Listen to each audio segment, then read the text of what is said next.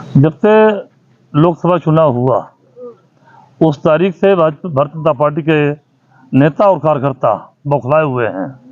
जगह जगह समाजवादी पार्टी के लोगों का उत्पीड़न कर रहे हैं, परेशान कर रहे हैं, मारपीट कर रहे हैं, पुलिस से भी उत्पीड़न करा रहे हैं, फर्जी शिकायतें कर रहे हैं।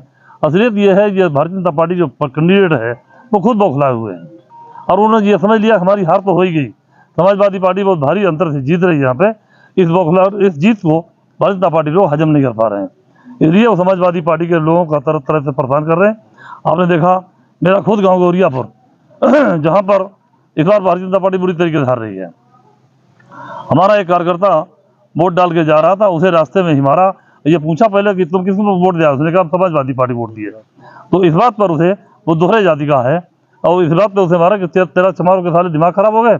हमने कहा तो भारतीय जनता पार्टी वोट दी है, लेकिन भारतीय जनता पार्टी वोट क्यों नहीं दिया? उसने कहा ये तो मेरी मर्जी।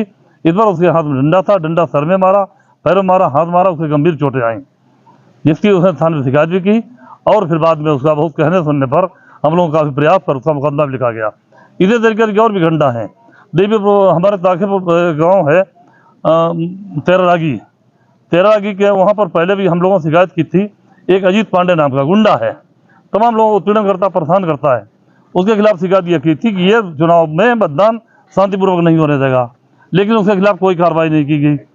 आज जब से वोट पड़े समाजवादी पार्टी के पक्ष में, वहाँ के लोग एकजुट हो गए और वहाँ के एक गाँव देवीपुरा पड़ता है, सरैया पड़ता है और भी गाँव पड़ते हैं, वहाँ के लोगों समाजवादी पार्टी के पक्ष में वोट डाले। तो अजीत पांडे बहुत बौखलाया हुआ है। सबसे पहले तो हम कन्नौज की महान जनता का धन्यवाद देंगे, जिन्होंने 13 मई को पड़ी वोटिंग में समाजवादी पार्टी के प्रत्याशी आदरणीय श्री अखिलेश यादव जी को अपार जन समर्थन दिया। और उसी जन समर्थन से बौखलाए भाजपा के लोग जगह जगह समाजवादी पार्टी के कार्यकर्ताओं, समाजवादी पार्टी के समर्थकों, विशेष तौर पर दलितों, पिछड़ों के खिलाफ लगातार मारपीट की घटनाएं और झूठे मुकदमे में फंसाने का काम कर रहे हैं। इस तरीके की घटनाएं बर्दाश्त करने योग्य नहीं है। उसी को लेकर हम लोगों ने आज जिलाधिकारी महोदय को कुछ घटनाओं को इंगित करते हुए ज्ञापन दिया है और ये उम्मीद की है कि इन सभी भाजपा के गुंडों पर कार्रवाई की जाए, अन्यथा की स्थिति में समाजवादी पार्टी अपने कार्यकर्ताओं के मान सम्मान स्वाभिमान की रक्षा के लिए आंदोलनरत होके और बड़ा आंदोलन करने का काम करेगी। कितने सूत्री मांगों का ज्ञापन दिया है? करीब 9 सूत्री मांगे हैं। प्रमुख मांग क्या है उसमें? क्या प्रमुख मांग यही है कि जगह जगह जो ये घटनाएं की जा रही हैं, एक सोशल मीडिया अकाउंट से कुछ मैसेज भी वायरल किए जा रहे हैं कि सपा के समर्थकों और कार्यकर्ताओं की सूची तैयार कर लें।